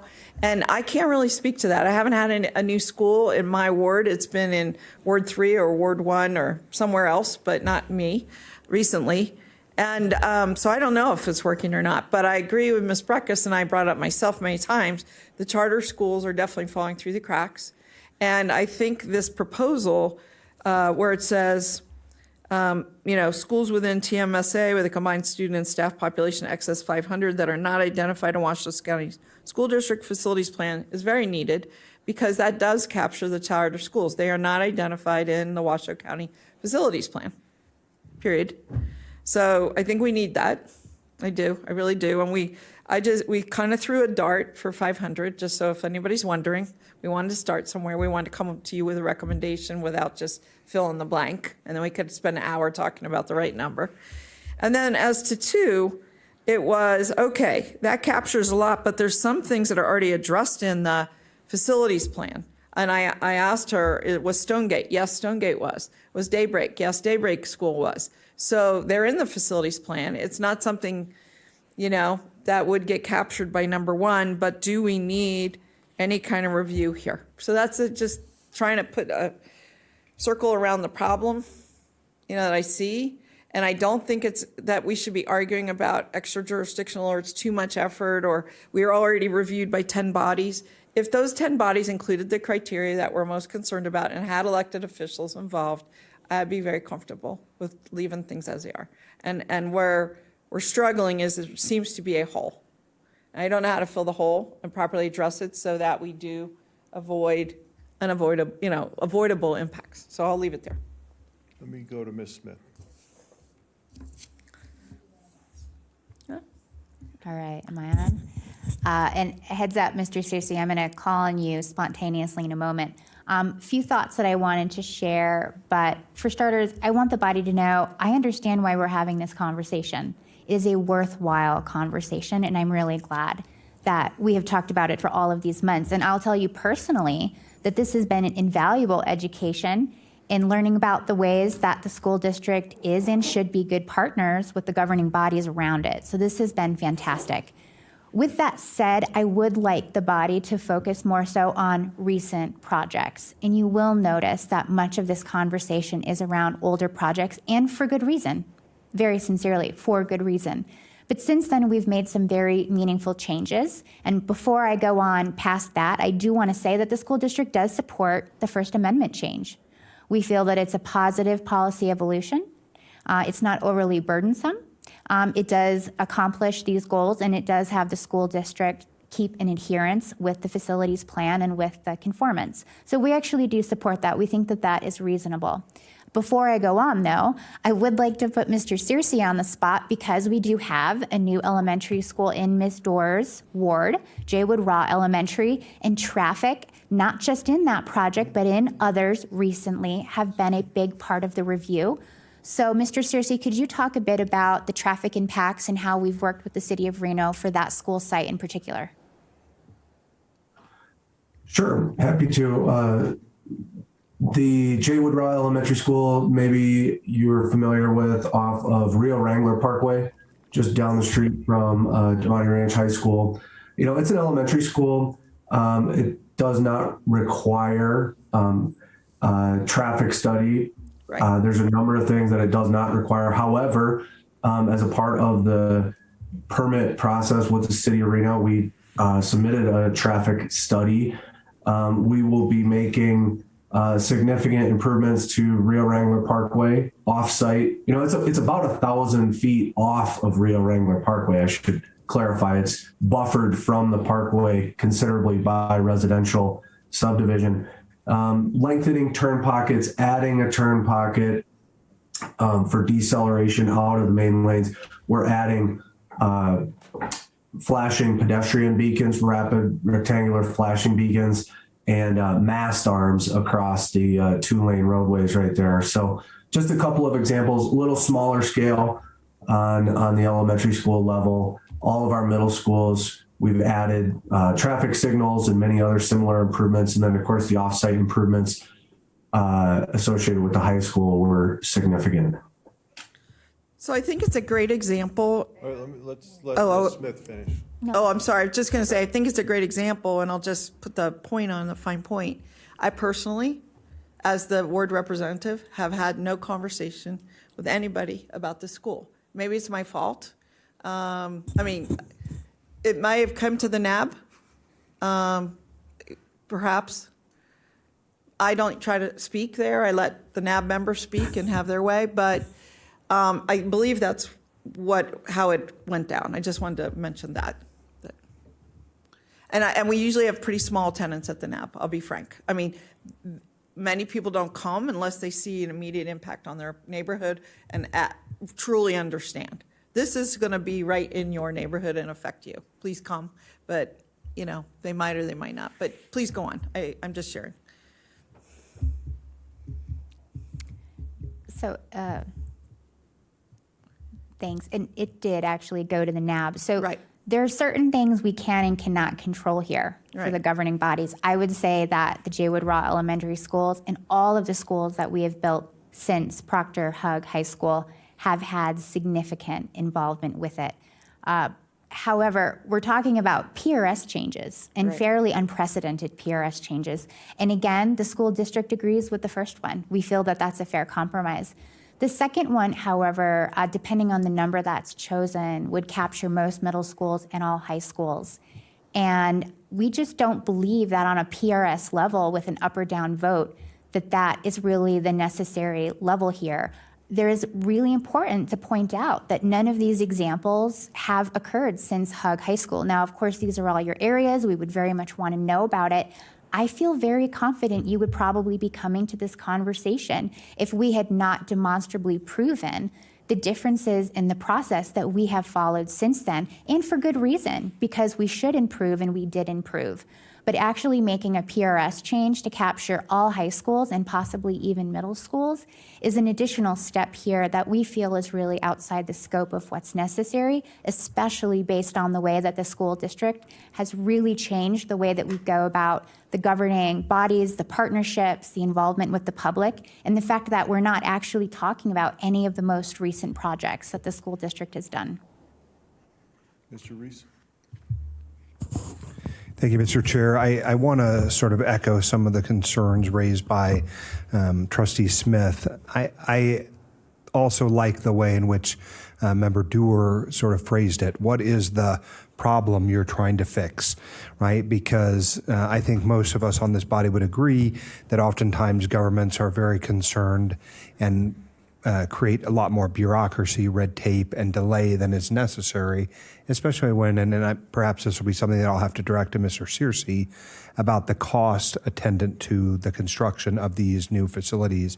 I have had the privilege for the last 3.5 years of serving on the Capital Funds Project Subcommittee. A great group of folks, really have learned a lot about what it takes to build and construct a school.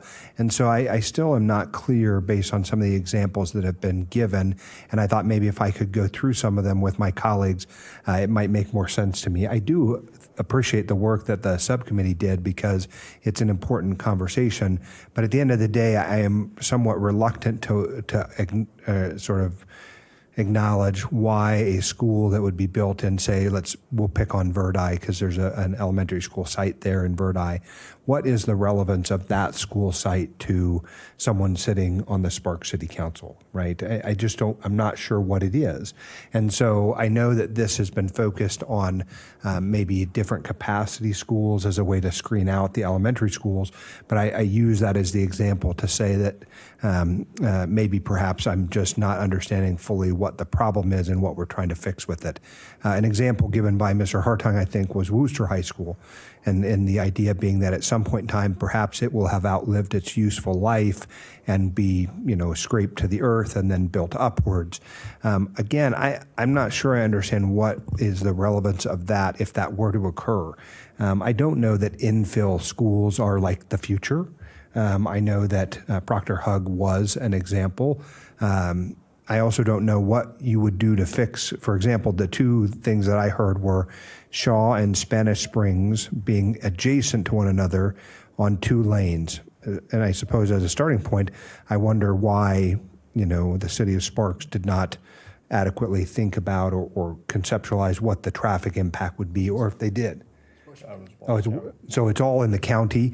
And so then I guess why didn't Washoe County do that? Like what part of this fell through the cracks such that they did not do their due diligence? Similarly, I don't know, the DeMonte expansion that Councilmember Dewar mentioned, right? That school desperately needed the expanded student population needs. So I don't know if what would have happened is that project would have had to appear here at this body, and by hook or by crook, we voted it down. And then you have this high school that is overcrowded and there is no real fix for. So again, I'm trying to figure out what the problem is and therefore what the solution is.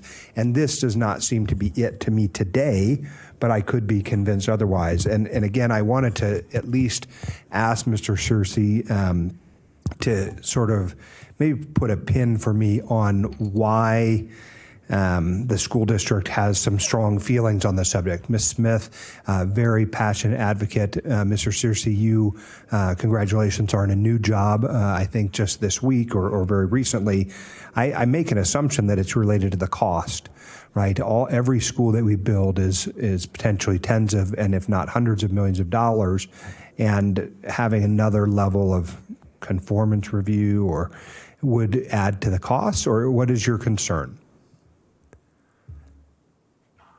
Thank you. I think maybe twofold: the cost and the risk, so to speak, associated with project of regional significance. Similar to what Councilmember Breckus mentioned earlier, at a certain point in the process, there's a large need and a large amount of investment that has been made. So the timing is always a concern if PRS were not to be approved and changes needed to be made. I would say, though, more than anything, the concern is actually more along the lines, I think, of what you were articulating, that the project of regional significance as a mechanism does not feel like it is appropriate for the perceived need. A lot of talk about traffic impacts and analysis. I can assure you, and your staffs at each entity will assure you that a very thorough analysis takes place, very technical and very thorough analysis takes place before any permit is issued. And I mentioned the degree of funds invested on all of these projects to mitigate those impacts, all at the request or requirement of the permitting agencies. The impacts that are felt by those communities are really in and around those schools. Yes, the enrollment zoning boundaries may span jurisdictions, but it's really the nearest 100, 400 yards or so where that traffic is intense at pickup and drop off time. I think from the cost standpoint is a less dominant concern. It's always, we're always mindful of taxpayer dollars, of course, and process means cost. But really, I think fundamentally, we feel this is maybe the wrong solution, or it's not the necessary solution, given some of the additional approval processes that have been put in place over the last 6 years that used effectively and with the permanent revenue stream can deliver these projects at an appropriate quality level in partnership with the permitting review from agency staff. Anything else? Mr. Reese, anything else? Oh, not at this time. Okay, Ms. Breckus. Yeah, and I appreciate it. I have to run off to the Reno's Historic Resources Commission, and this is a really good discussion. I do support what the committee came up with. I have a question, though. It's probably more research. Is the regional plan guidance on the conformity plans elastic enough for this body to say the Washoe County School District facilities plan, includes charter schools? Or could we, through our own master plans, say that a component of one of our master plans is public facilities that include charter schools? So if a charter school wants to come through, it's going to get captured in one of our regional plans, just like a high voltage line. There was a time when the bodies all went off and do high voltage line. I think that, to me, would be the way to, at this high level, coordinate those issues. The second one is, I just brought up the 2007 adoption of DeMonte Ranch. It shows, It's no surprise to anyone. Shows a high school site, and we know where that went. We can all argue where that should have been decided to go. I think it went at a bad location. I thought when Damani Ranch went on the edge, I always thought it was a bad location, and I think 2 students were either killed racing to school one time or ran into someone through an intersection. I always thought it was a terrible decision to put it at the side of the mountain. But there is, off of Rio Wrangler and Carrot Avenue, a land designation for P/SP. Now, if that is a school site that was identified in 2007, in my worldview, that thing does not come through for a project regional significance. The adoption of the Damani Ranch PUD by the City of Reno, found in conformity by this body, showing that as a school site on that location, it goes. Everything else of, the sidewalks, everything else, that's technical review by the reviewing agencies. All of the agencies from our transit system that needs to start thinking about taking bus students to schools, and everyone else has enough knowledge from 2007 to know that this was a school site. Now, if in the intervening years, and I've seen this happen, the school district gets with Mr. Damani or whoever and says, we don't want it, and cuts out an agreement or it changes, then it's off the table. Or if they move it, pivot it over different land, it's a different deal. But I think the best world is to capture them either in these approvals or their facility plan, and then we can argue how geographically identified in space. So, thank you. Okay, Mr. Arton. Thank you, Mr. Chairman, because I want to kind of highlight a couple of things. We've talked about traffic in schools and when the planning occurred. So I'll use Spanish Springs Elementary School as the example. Both my kids, who are now fully grown, attended Spanish Springs Elementary School. Our daughter was the kindergarten class. She is 33. Our son was the first grade class. He is 35, I believe. I might be off by a year. I have to think about it, but it doesn't matter. 30 plus years ago. Formalized transit plan. The neighborhood was completely different. Today, when you look at the ADTs going in and out of Spanish Springs Elementary, they have dramatically increased because parents don't like to put their kids on buses. Dramatically. And we saw the same change. I don't disagree that mistakes were made with the planning of Spanish Springs High School and Shaw Middle School, but it used to be that more kids rode the bus, and now we don't see that quite as much. And what we also saw with the Washington County School District, because we saw massive issues in terms of finding bus drivers and et cetera, we saw that walk zone increased. So that, and when that walk zone increased, we see parents taking their kids to school more frequently. Right. So that's what happens. So one thing was switched for another. We've talked about the cost of construction, and I don't disagree. Cost of construction is very high. But what happens is those ancillary costs, those impacts after the school is built, and regardless of whether it's a charter school or whether it's Washington County School District, or what we found in many cases, shopping centers have done the same thing. We've done calculations, and we thought, okay, this is right, but then a different purveyor comes in, and I mean, I'll use in this example, and I'm not trying to pick on this particular industry, but I've seen cannabis facilities go into shopping centers which have dramatically increased the trips going in and out of that shopping center. So those are the kinds of things that we've looked at. And what happens is that over time, we, the jurisdictions, City of Reno, City of Sparks, Washoe County, become responsible to mitigate those impacts. It costs us to mitigate those impacts. Let me go to one other thing. Elementary schools, Mr. Searcy, are you still on the line? And by the way, you look like a newsman. This is great. You look like you're going to broadcast the evening news. It's awesome, Adam. I say that because I love you. Elementary schools do not require a traffic study. Is that correct? You made that statement that elementaries don't require. You don't submit a traffic study to any of the jurisdictions? Well, I did say that. I could be technically inaccurate, but I will say that for all of our new school projects, including the most recent one off of Rio Wrangler, J. Wood Raw, we did complete a thorough traffic study and submit it with our permit package. Okay, I just heard you say that, and it was something that I was unaware of, so I just wanted to clarify that. I apologize. I'm going to politely disagree with my colleague on the fact that you know a school in Verdi doesn't affect the city of Sparks. Well, look, and it doesn't matter what we see at regional. You're rarely going to see things that affect all three entities. It's just the nature of the beast of regional. And so you're going to have one entity that really doesn't have a dog in the fight, but that's just the nature of regional. And then the final thing that I'd like to also bring up, and I'm going to politely disagree with you, Mr. Searcy, and that is 400 yards from the school.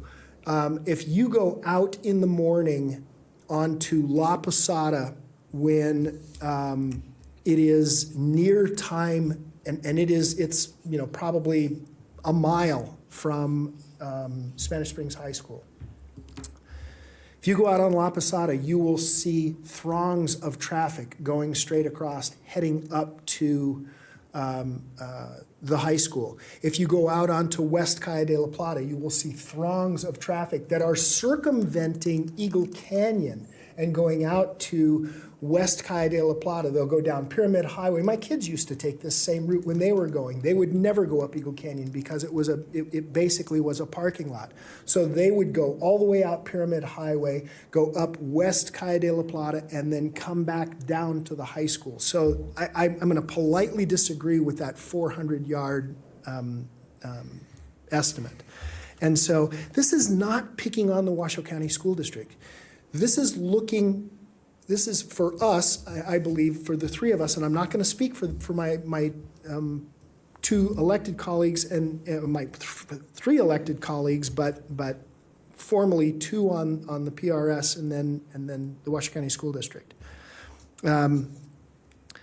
This was not, I believe, in our discussions, just trying to look at the Washoe County School District. This was trying to understand what kinds of projects ultimately that aren't captured currently in PRS, because we've learned a lot since PRS was originally instituted.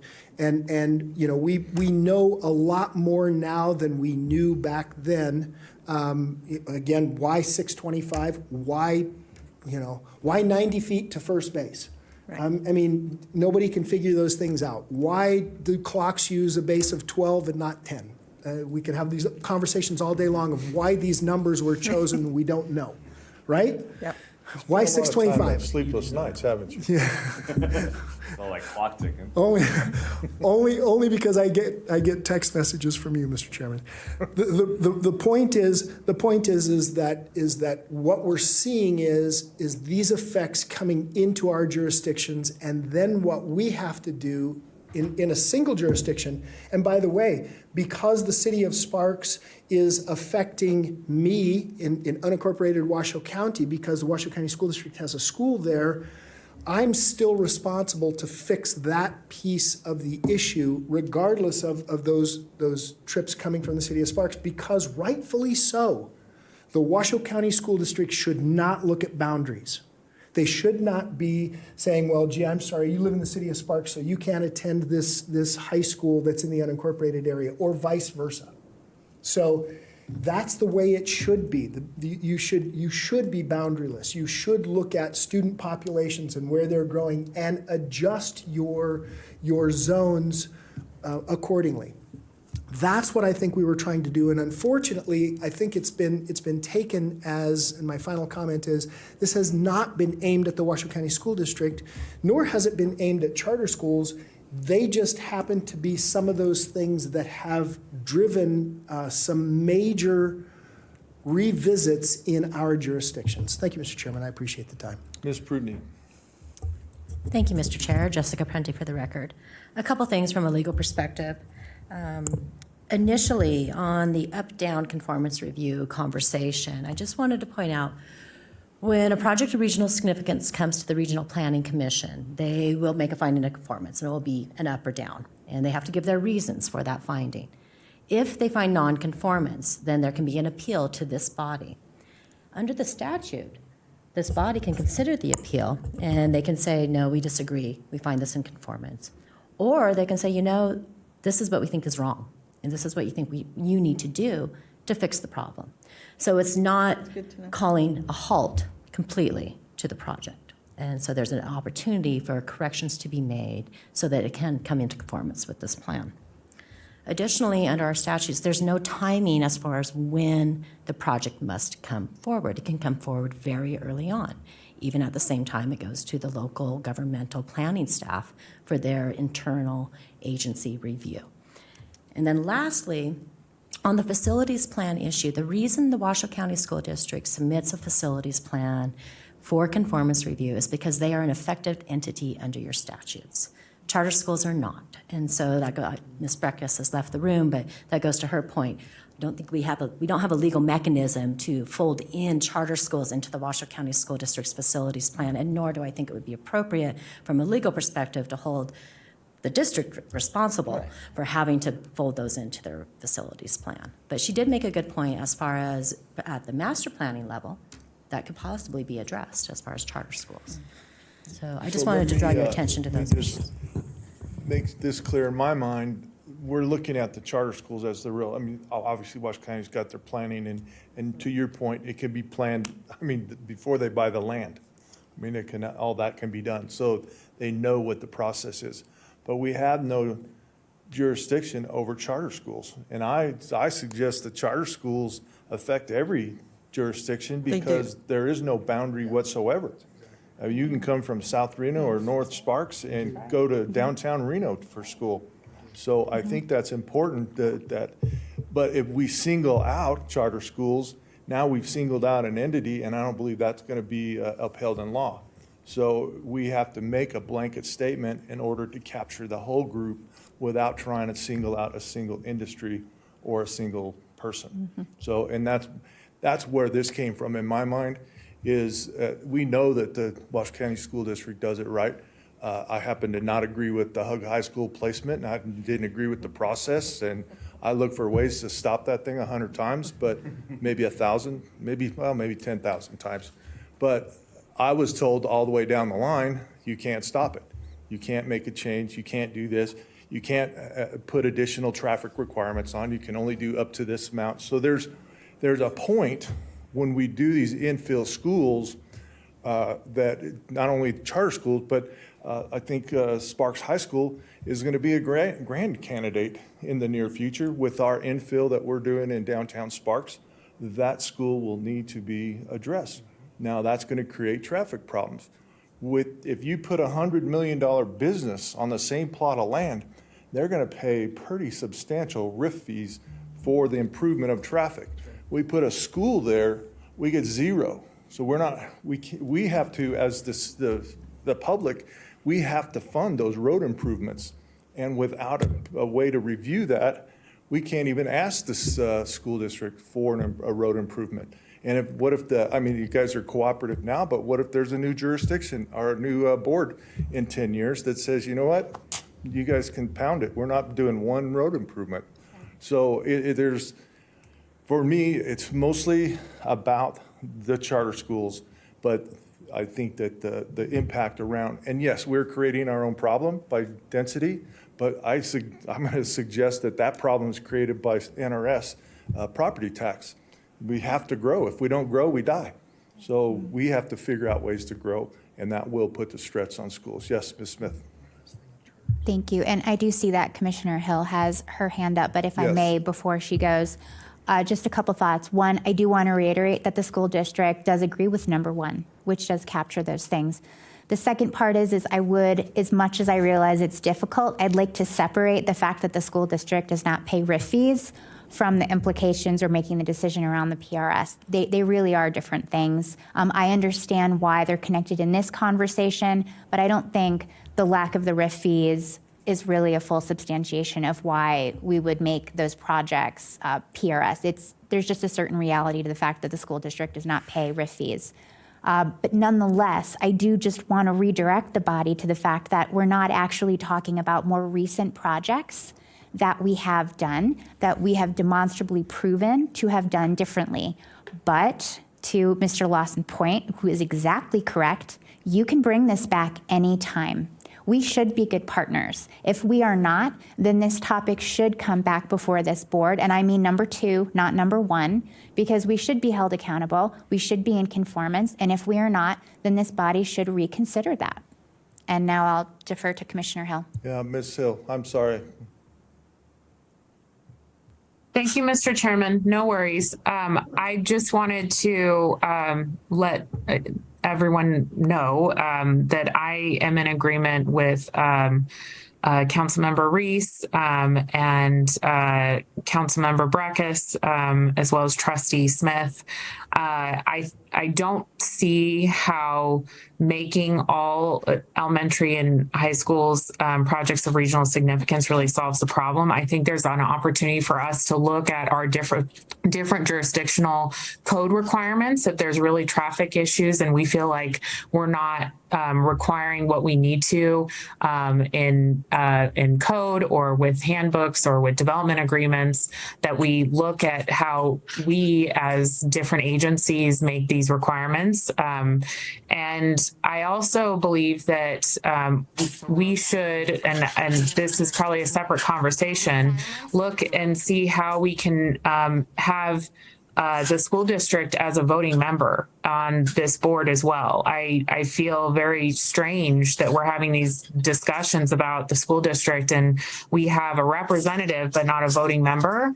And my understanding is that it's because they don't pay in, but perhaps there's an opportunity that they could, start to look at paying towards regional planning and be a voting member on this board, because I think that's important that we have their voice on this board. Thank you.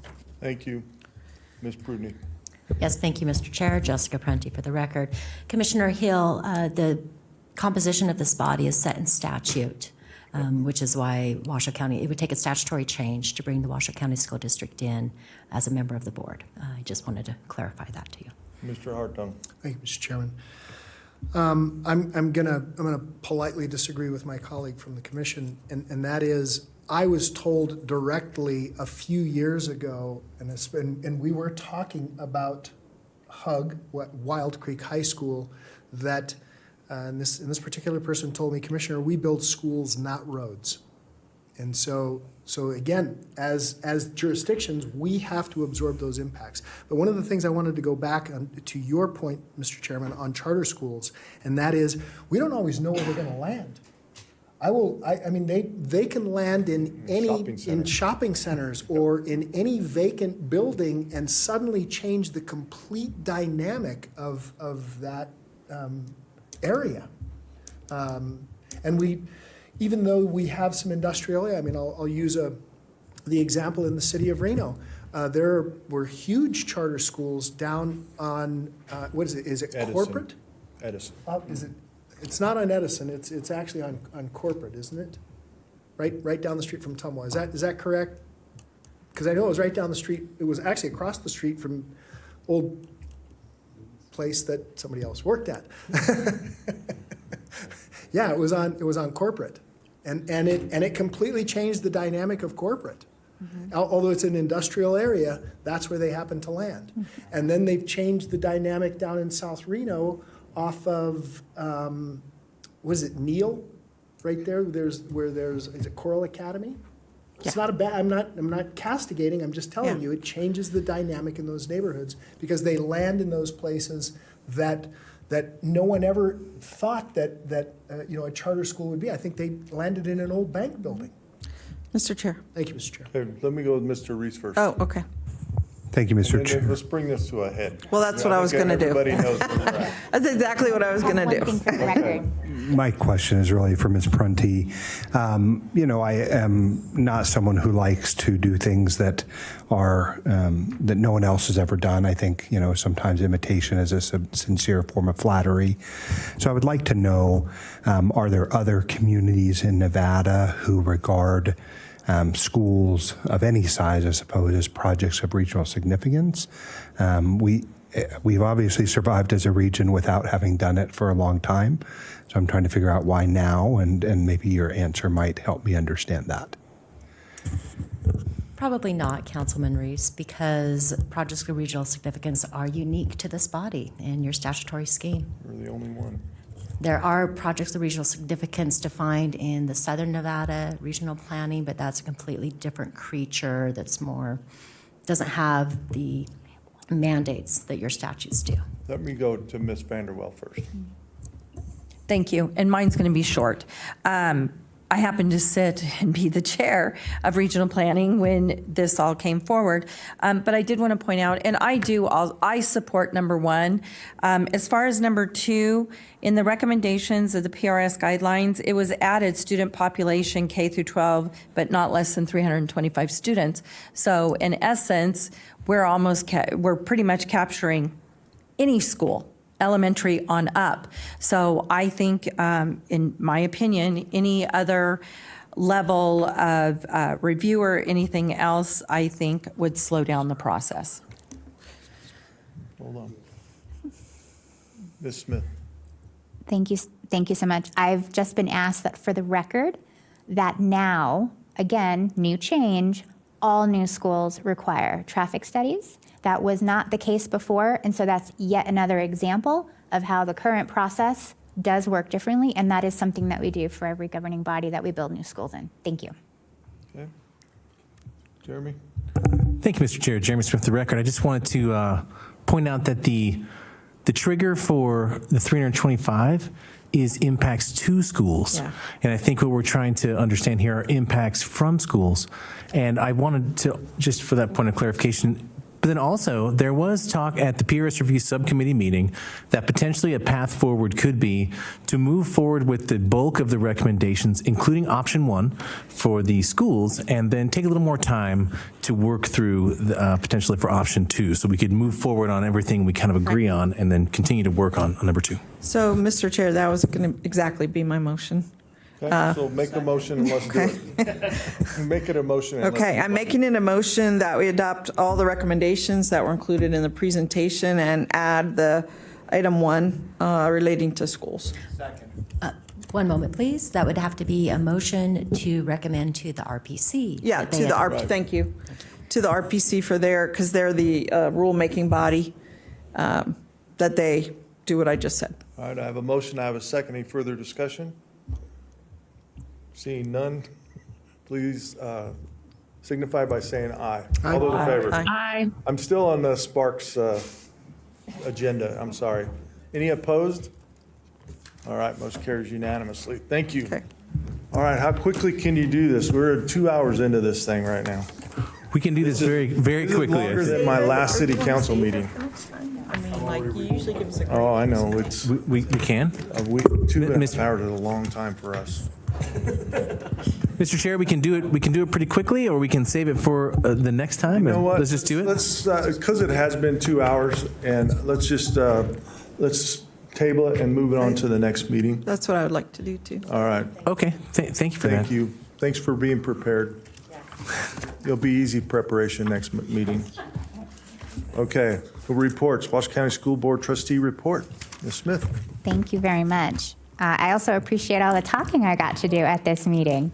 It's unusual, huh? I know. I love it, though. I've been studying for a year now. Okay, so we do have some exciting updates, and I will keep it short. So first, we touched on this a little bit, but a big congratulations as it relates to this governing body that Adam Searcy is our new Chief Operating Officer. So Pete Etchart retired on July 31st, and now Mr. Searcy has moved into that role. Another very important element to the school district is the welcoming of Dr. Susan Enfield as our new superintendent. And if I may, I'd like to take a moment to just introduce who she is. She received her undergrad at UC Berkeley. She received her master's from Stanford and Harvard and her doctorate at Harvard. She was the state of Washington's 2022 Superintendent of the Year, and in March of this year was named as one of America's most respected superintendents. If you have not had the opportunity to meet her, you will at future events, and I know she wants to get to know our elected officials. She is a public servant at heart, and you will absolutely see that partnership shining through with that. We'd also like to thank everyone that came to the ribbon cuttings and the school openings for Proctor Hug and William O'Brien Middle School. Those will be opening on Monday. The ribbon cutting for Darrell Swope Middle School will be delayed later in this year until the interior of the building is done, but we will put out invitations to everyone for that. Do want to share that Jaywood Raw Elementary in South Reno is still on target for opening next August. And finally, of interest to this body will be the modernization study that we are finally starting with Canon Design. They're a consultancy that has done this work for districts across the country because, as we have always promised, WC1 is not just for our new growth areas, but it's also for looking at our existing schools and how we can improve those educational environments. But we'll be doing that with this report so that there's equity across the board in the county. We will definitely be talking more with that, and you can believe that everything will be in our facilities plan and part of what we review. Thank you so much. Thank you.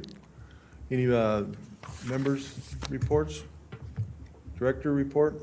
Yes, thank you, Mr. Chair. I'll keep it incredibly brief here. Just want to thank you for the discussion and direction. Excited to get started on some of these other pieces like the annexation and sphere of influence. Just to update, we're bringing the consensus forecast population to the water planning bodies this month. Next week, those of you that sit on the WRWC will see me at the City of Sparks. So that's happening. We look to have that adopted at the end of this month by the RPC. And then for our October meeting, a few things are coming up just to kind of prepare you. We are going to be doing a budget preview per how we've kind of reschooled that. We're going to have a couple of potential tier changes to look at as regional plan amendments. We'll have our annual housekeeping regional plan amendment as well. And I believe my evaluation will be coming up too. So you'll have a chance to tell me how to do better. Thank you very much. Okay. Our next regularly scheduled meeting is October 13th in the Washoe County Commission Chambers. Legal counsel report. Thank you, Mr. Chair. Not only will Director Smith's evaluation be coming to you in October, but his contract and compensation, we thought we'd roll it all into one meeting to kind of be more efficient. And per tradition, the chair has usually worked with you on that. Absolutely. Generally, Okay. what happens, this body delegates authority for the negotiation of the fine details on the contract. All right. Board comments or requests for future agenda items? Well, I just have a question on that last item. No questions, it's comments. I'll comment then. I was unclear. Are you saying that the evaluation and the contract would come at the same meeting? So I'm not as comfortable with that because I like to hear everybody's views, get the evaluation done, and then come back, give the chair time to come back with a proposal for the contract. You know, how do you do it ahead of before you hear what we think? Well, there will Either be a fantastic. survey that comes out prior. Well, right, Yeah, yes. you'll do that. That will be part of it. And we'll have a discussion about that survey, but we'll have the basis of the contract that if we want to change it at that time, we can. Okay, all right, well, I like a 1-2, but I'm just giving out my The preference. 1-2. Yeah, The like old a 1-2. review and, yeah, that's how I am. The proposed contract could always come back for ratification and discussion for this entire body in December. But What's that? The entire contract could come back for discussion and approval by the body. In after- December, not October. I think there should be a decision whether or not to renew the contract in October. And then the fine Yeah. details can come back and Oh, well, that is what I'm talking about. That's all I'm talking about, is like Okay. a yes or no, and how, like you're saying, and then come back with any changes, details, proposals, new conditions, whatever. Yeah, and I'll circulate the evaluation forms in various manners, including Survey Monkey per Commissioner Hill's request last year, PDF, Word document. Thank you.